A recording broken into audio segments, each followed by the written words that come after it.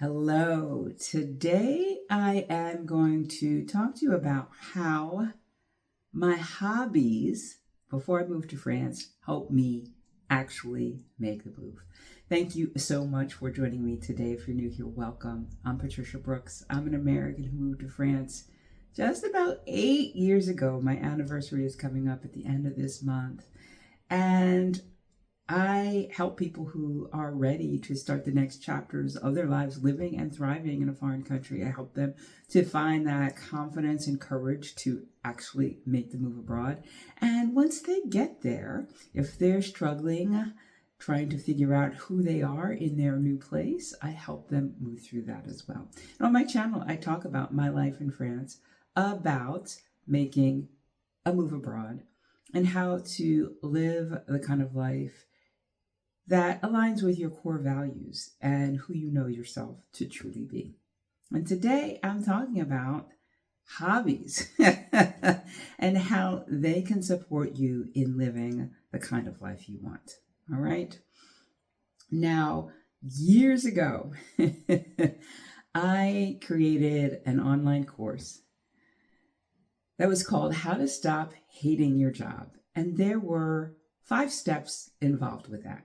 And I think it was either step number 2 or 3. It was called Find a Hobby and Pursue It.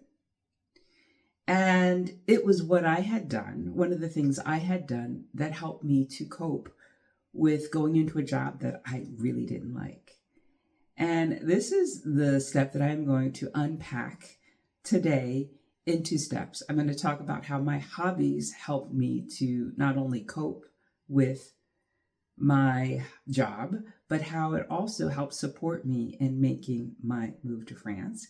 And then the second part of that is how pursuing hobbies while I'm living in France has helped me to experience France the way I truly want to. All right? How does that sound? You are interested in hearing more? Give this video a thumbs up. First off, I want to talk about why, as adults, it can feel so hard to even know what things you would like to pursue, what hobbies you would like to follow, why we struggle to know what truly lights us up. And I think that comes from a number of different places. I think, as we get further and further away from our high school and university extracurricular activities, we start to lose sight of them. Life happens. We need to support ourselves. Maybe we start a family and we need to focus on what their needs are. And there can come a time when we lose sight of who we are and what we truly want to experience, what things actually light us up. Throw into the mix the idea that if you do have other responsibilities, that doing things that feel good to you, pursuing hobbies that aren't lucrative, may make you feel guilty or feel like it's self-indulgent. And so we just don't follow them. And we can get to a place in our lives where we're feeling like, is this all there is to life? And I want to share with you that I got to that place when I was going into a job I really didn't like. And I created this How to Stop Hating Your Job. And I decided to start pursuing hobbies. And I'm going to share with you what those are. So I want to take you back to the 2012-2013 time period. I was going into a job that really wasn't the job for me. And I would spend a lot of time at home dreading going into that job. I would go into that job and dread it there. And then I'd come back from work and I would dread it some more. And I wasn't pouring anything into myself except this dislike for my job. And that made tolerating it, coping with it really challenging. But I was also pursuing a weight loss journey. And one of the things I wanted to do was to speed that up. So I decided that I was going to take karate. Now, I'd never taken karate before, wasn't really that active, but I decided I wanted to try it. And in the process of trying something new, I fell in love with it because it was not only physical, not only did it help my mental state, but there was a component, an intellectual component, that had me thinking as I was actively working out, when I was learning the katas and had to memorize that. And that was intellectually stimulating to me. And I fell in love with that. And that helped me to cope with my situation so much better. And it gave me confidence. During that time period, I also decided I was going to start writing again. When I was younger, when I was an adolescent, when I was in high school, I liked to write for myself. And I stopped that completely. But in 2013, I decided I was going to take a creative writing class because I wanted to do more than journal, because I had picked up journaling back in the 2011, 2012 timeframe, but I wanted to have finished work. I wanted to be able to share my work with somebody and have them say, wow, okay, that's interesting, or that's good, or hadn't thought about something that way. And so that's why I signed up for creative writing classes. And so what these activities did for me, having opportunities to go to my karate class and to my creative writing classes, it broke up my ability, or broke up the amount of time I had to just dread and brood over the job that I hated. And it built my confidence, and it made me feel good about myself. And so that is how it helped me to stop hating my job. Yes, I didn't love my job, but it was so much easier to cope with it, tolerate it, and figure out what my next steps could actually be. And that is where I say that my hobbies helped me to make a move abroad, because had I been still stuck in 24 hours a day, just thinking about how much I hated my job and not doing anything for myself, and not seeing that I was able to have some agency and change some things in my life, I would not have been able to make the leap to think that, oh, well, Patricia, you can learn a foreign language and you can move to France. That would not have been in the realm of my possibilities. So in pursuing my hobbies, it made my job more tolerable, and it helped me to grow, and it helped to expand what I thought was possible. So find a hobby and pursue it is very beneficial.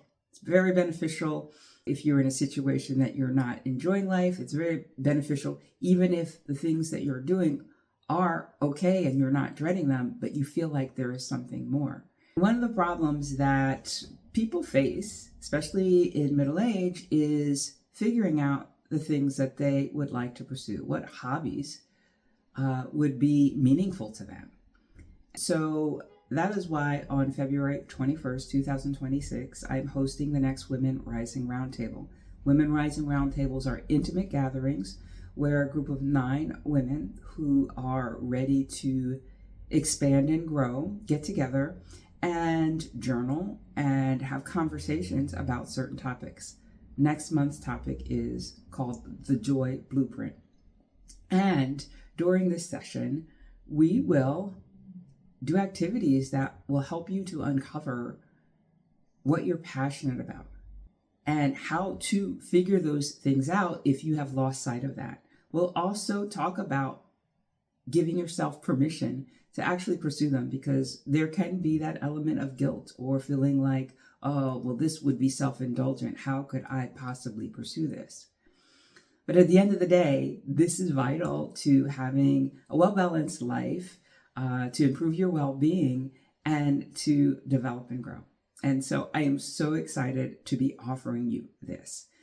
If you are interested in learning more about the Joy Blueprint Women Rising Roundtable this February 21st, 2026, you can sign up and learn more about that by going to thecouragecatalyst.com/roundtable. Now, I want to talk about how having hobbies living in France has helped me to acclimate and really settle in and have a good sense of myself and my new identity here. I want to start off with when I first got here. I was on top of the world. The first 2 weeks were amazing. I couldn't believe I'd done this thing that really seemed impossible to me. But here I was living in France. But in that third week, I had so much time on my hands to think about what I had just done and how I had gone against some advice that my mom would have given me had she been alive, which is don't leave your job unless you have another one. And all I could think about was, oh my gosh, what have I done? Was that so smart? You're living off of savings. And what I realized was that so much of my time had been spent on getting to France. That was my project. That was my hobby. That I hadn't thought about what I was going to do once I was actually living in France. Now, I came to France on a sabbatical, so it wasn't like I came here for a job.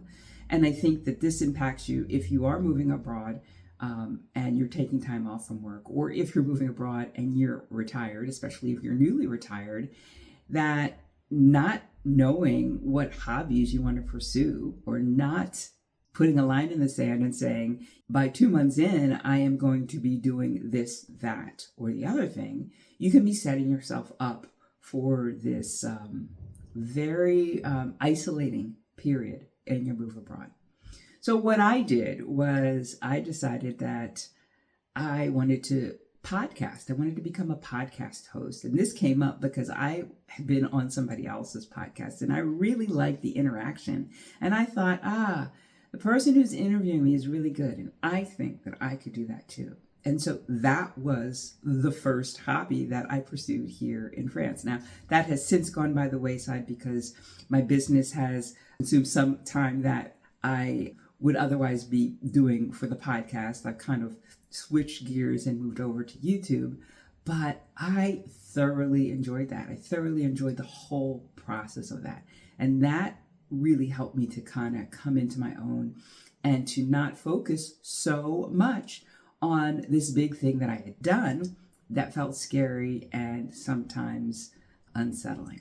Other hobbies I've pursued while in France are language learning, of course, continuing to learn French. That's just a part of who I am today. But I even took Spanish classes for about 1.5 years because I wanted to pick up another language because I live so close to Spain.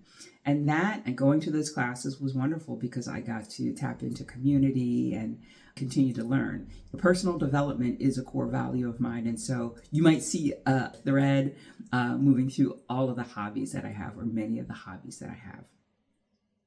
Another thing that I did here was I picked my flute back up. I took flute lessons for 2 years while I've been here in France. And I played my flute every single day for 30 minutes a day. And that felt really good to me. It was something that I had done when I was younger. I put it away after high school, and many years, decades passed. Never got rid of my flute, but I thought, maybe there would be a time I'd pick it up. And I did. I have since put it back on the shelf, but it's still there. It's something that I want to pick up again. And maybe 2026 will be the year that I do that. I want to do that in conjunction with playing in a group. And so that is the thing that will, I think, help me to move into that hobby if I can find the right group for me. And finally, creative writing. That is something that I picked back up in 2013. It has helped me to write 2 books. And I continue to write. I am in the process of finishing up my 3rd book. I'm on the 5th version of that book. It's a memoir about why I had to get to France. And I am so excited with the progress I've made and how much cleaner this version is. I am going to be pursuing a literary agent, trying to find a literary agent so I can traditionally publish. And this whole process it's a hobby, right? Hopefully I'll make some money in the end, but it's been a hobby. And there are parts of it that I don't enjoy, but there are other parts that I thoroughly do. I think a big piece of creative writing that I enjoy is that before I start writing something, it doesn't exist. And after I have finished writing it, going through all of the edits and the reworking of it, I have a finished product. I have created something. And there's something joyful for me in creating. I think there's a joy in creating for most of us, especially when that creation doesn't have to be tied to making a living. All right. So those are my thoughts on hobbies, how pursuing a hobby can help you to cope with a situation that is challenging, how it can help to put you first, how it can help to build confidence in you and inspire you to do other things that maybe you thought were out of the realm of possibility for you. Like for me, moving to France. Had I not done things like becoming a purple belt in karate, had I not done things like writing my first book, had I not done things that really helped me to see that I have the power to change my circumstances, I might not be living here in France. And so I just wanted to share that with you. What are some things that you feel like you would like to pursue? What hobbies would you like to pursue? If you could share those in the comments, that would be helpful to other viewers because perhaps they aren't really sure of what it is that they would like to pursue. Maybe they have forgotten, and maybe something that you want to pursue and that you have posted in the comments might help jog their memory. So please feel free to do that. And let me know your thoughts on this whole topic. If you are interested in this Women Rising Roundtable for February, be sure to check it out. I'm going to put a link to that in the description. And I just want to thank you so much for being here. I want to thank you to all of my subscribers for being here and supporting me. And if you enjoy my content and aren't yet subscribed, please be sure to click that subscribe button. Click the notification bell because that will alert you to any live streams that I will be doing. And I will be doing one next week. Give you a little teaser for that. That's going to be with a member of the Carefree Expat Incubator Program, my program for single women who want to make a move abroad. And she moved to Germany 3 years ago. And she's going to share her story of uncertainty and fear and doubt and how 3 years later, she is now a permanent resident of Germany.